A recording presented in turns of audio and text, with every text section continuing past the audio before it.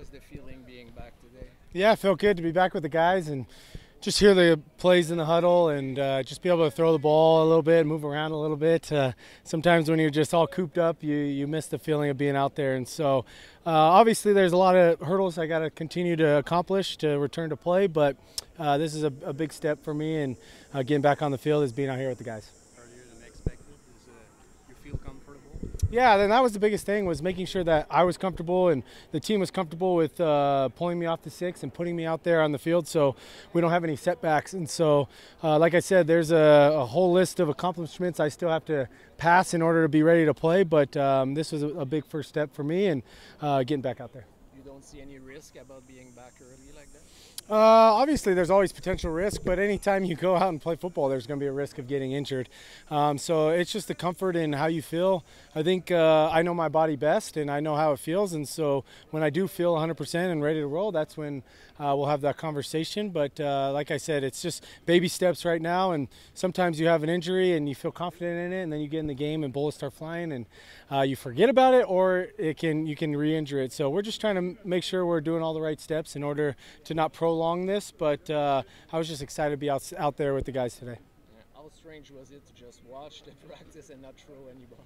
Yeah, it was weird, but I feel like it helped me more locked in. And sometimes when you get those mental reps, even though I'm going on my 10th year in this league, sometimes just being back there and seeing things and watching another quarterback do it, you learn from that. And that's what I'm going to try and do at this time, is learn as much as I can, just being back there and seeing it from a different angle, so that when my time does come to get back on the field, that I got better from where I was the last time I was on the field.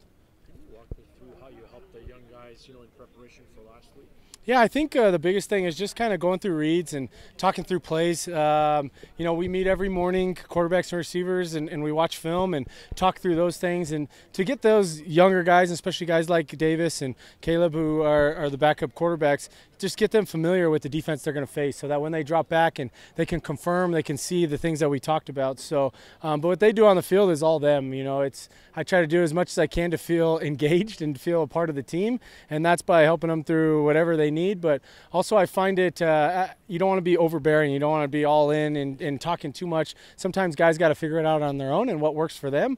But I tell them all the time I'm there if they need anything. And I was really proud at the way both of them played, honestly. And if we can continue to find ways to win football games here, we have a really good football team, and set ourselves up for a good playoff run at the end of the year. I'm curious what stood out to you about what Davis did in particular in the second half. I think completion percentage is big. That's something I pride myself in, and he completed a lot of footballs, and he was 80%. And anytime you can complete 80%, especially coming out at halftime with not much reps, but we were able to talk through some of the halftime adjustments, and he was able to see, and sometimes you watch the game for a full half and you understand what they're giving up. So I was just extremely excited for him and the opportunity he got. It's not easy coming off the bench in the second half down, but he went out there and he just does what he does, and he's got a cannon on him, so he lets it rip. But it's a tough situation to be in, and he willed the guys. And you can just see the confidence in the guys on the sideline when he took the field, that everybody has the confidence in him and Caleb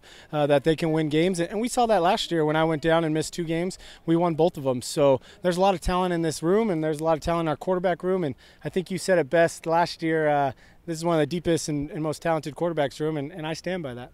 Have you been joking with Davis about the fact you need to put pressure on him by being back today? No, that'll all work itself out.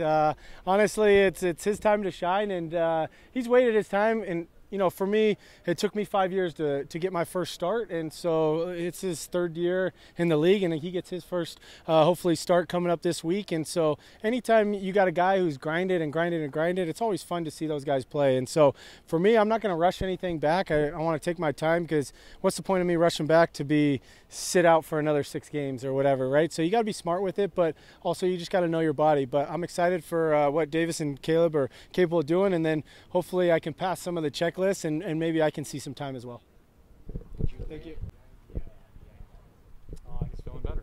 So obviously we don't think it's going to be a 6-week injury, so we were able to pull him and get to better see where he is. Obviously with him out there, he's going to get better every day. So he's close. We just got to determine how close, but we can only gauge that by seeing him out here.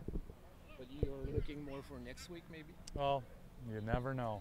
I never will talk about the roster completely till it's the end of the week and we get to look at it. I just know he's closer today than he was yesterday to playing. We saw last week a great game of Davis, but it was the 100th game of Bourassa. Yeah. I see that you give a ball to him. What he brings to the team, just not the long snap, as a long snapper, what do you appreciate? Well, he's consistent. That's what I love about Bourassa. Every day he's consistent. His preparation is unparalleled. I mean, he comes in every day working. He's also a guy that will run down the field, try to make tackles. He works out with everybody. He does everything. I mean, you gotta love the guy, and he cares. And so anytime a guy like that can make a 100th game, and it's hard to make 100 games in this league. So to do that's a special moment, and I'm glad we were able to celebrate that all together with him, because he earns it every single day. He puts a lot of work in, preparation, like I said, and you know that job's a job that no one talks about until it's not being done right, and he does it every week at a high level. Thank you. How beneficial will it be for Davis Alexander to prepare all the week as the I mean, I think it's extremely beneficial for any quarterback to get reps, but in this league, you know, you got to cut your chops somewhere, and you've got to be able to play without a lot of reps. And Davis played last week without hardly any the entire season. So, you know, you'd like to believe that, you know, being in there every single rep, you get more comfortable with what's going on. But at the end of the day, that's one aspect of the preparation and playing. You know, you've still got to be able to do it on the field. So do I believe it's a help? Absolutely. But there's a lot of other things that go into quarterback play that he's been doing on the side. I think, you know, the extra reps, I think every quarterback will tell you the more reps are in there, the more they understand things and feel more comfortable. And I think when a quarterback's feeling comfortable, it's a really good thing. But I expect him to be better every day. That's what our hope is. Every day he gets better.